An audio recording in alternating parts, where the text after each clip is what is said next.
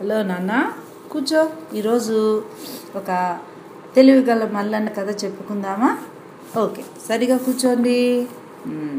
ఒక రామాపురం అనే ఒక పల్లెటూరు ఉంది. ఆ పల్లెటూరులో ముసలి రైతు దంపతులు ఉండేవారు.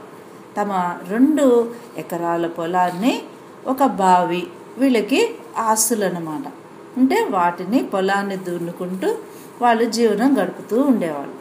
ఉంటే వీళ్ళకి పెద్దవాళ్ళు కదా, వీళ్ళు కొంత పెద్దవాళ్ళు అయిపోబట్టి కొంత సొమ్ముని కొంచెం పక్కన దాచుకుంటూ కొంత సొమ్ముని ఖర్చు పెట్టుకుంటూ ఉండేవాళ్ళు అనమాట. ఇలా కొన్ని రోజులు గడిచింది. మల్లన్న పెద్దవాడు అవ్వబట్టి బావిలో నీళ్లు, వాళ్ళ పెరట్లో ఒక బావి ఉంది, ఆ బావిలోంచి నీళ్లు తోడి పొలంలో వెయ్యాలన్నమాట. అప్పుడే పంటలు వస్తాయి కదా, మీకు తెలుసు కదా. అది వెయ్యాలి, నీళ్లు వెయ్యాలి పొలంలో అని చెప్పి ఆలోచిస్తూ ఉంటాడనమాట. ఆయన పెద్దవాడు అవ్వబట్టి నీళ్లు తోడి బావిలోంచి తోడి పొలంలో వేయడం ఆయనకి చాలా కష్టంగా ఉంటుంది. ఉంటే అక్కడ వాళ్ళకి ఆ సంవత్సరము వర్షాలు ఎక్కువ పడకపోతే ఏమవుతుంది, విత్తనాలు వేయలేం, విత్తనం వేయలేకపోతే పంట రాదనమాట. అలాగా ఆయన రోజు ఆలోచిస్తూ ఉండేవాడు. ఇలా ఉండగా ఒకరోజు రాత్రి తన ఇంటి పెరట్లో చిన్న శబ్దం అవడము ఆయన గమనించాడు. ఎవరు? మల్లన్నకి అర్థమైంది, ఎవరో దొంగ వచ్చాడు, మన పెరటి వెనుక ఉన్నాడు అని చెప్పి ఆలోచించి వెంటనే తన భార్య అయిన శాంతమ్మతో పిలిచి, శాంతమ్మ, నీకు తెలుసా, నేను కొంత ధనాన్ని మన పెరటిలో ఉన్న బావిలో మూట కట్టి అందులో వేశాను.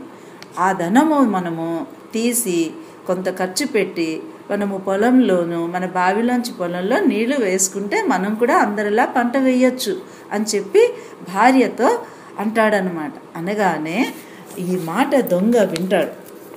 విని, అబ్బో, కష్టపడకుండా మనకి ఇంత సంపద ఇక్కడ దొరుకుతోందా అని చెప్పి వెంటనే బావి దగ్గరికి వెళ్ళి తను నీళ్ళని మొత్తము తోడుతూ ఆ నీళ్ళు ఏం చేయాలి, పక్కనుండే పొలంలో వెయ్యాలన్నమాట. ఈ దొంగ ఏం చేస్తాడంటే బావిలోని నీళ్లు తోడడం, పొలంలో వేయడం, ఇలా చేస్తూ ఉంటాడు.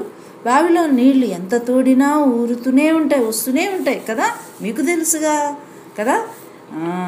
ఈ లోపుని తెల్లవారిపోతూ ఉంటుంది. తెల్లవారడం అంటే ఏంటిరా, వెలుతురు వస్తూ ఉంటుంది, అంటే సూర్యుడు వస్తున్నాడు అన్నమాట.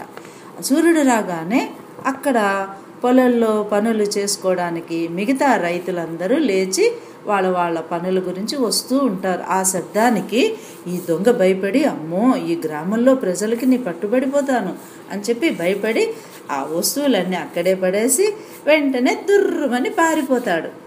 ఈ లోపుని పొద్దున లేచి చూసేటప్పటికి అక్కడ చెరువు కాదు నాన్న, బావి. అది భలే చెప్పేవే. బావిలో నీళ్ళన్నీ తోడి మన పొలంలో వేశాడు కదా దొంగ. అది చక్కగా తన భార్య అయిన శాంతమ్మతో చూపించి చెప్తాడనమాట. నిన్న రాత్రి నేను నీకు చిన్న ఒక అబద్ధం చెప్పాను. ఏంటంటే మన సొమ్ముని బావిలో వేశానని చెప్పాను కదా నీకు, కానీ అది అబద్ధం. ఒక దొంగ వెనక పెరట్లో ఉన్నాడని గమనించి నేను అలా చెప్పాను. కనుక మన సొమ్ము మన ఇంట్లోనే ఉంది, మనం కష్టపడకుండా మన పొలంలోకి నీరు కూడా వచ్చింది. అలాగే పెద్ద ఆపద నుంచి మనము తెలివితేటలతో మనం బయటపడ్డాము, తెలుసా నీకు అని చెప్పగానే శాంతమ్మ ఇవన్నీ తెలియని పాపం, ఆమెకి తెలియదు కదా ఇవంతా. చాలా తన భార్య తను చెప్పగానే చాలా సంతోషించి అన్ని పనులు తెలివితేటలతో అయినందుకు ఆమె కూడా చాలా సంతోషిస్తుంది. కనుక మీరు కూడా నేర్చుకోవాల్సింది ఏంటి చెప్పండి? ఆపద వచ్చినప్పుడు భయపడకూడదు, వెనక్కి వెళ్ళకూడదు. మనకు తెలివిని ఉపయోగించి చక్కగా ఆపద నుంచి బయటపడాలన్నమాట. బాగుంది కదా తెలివిగల మల్లన్న. మళ్ళీ ఇంకో కథ చెప్పుకుందాం, సరేనా? బాయ్.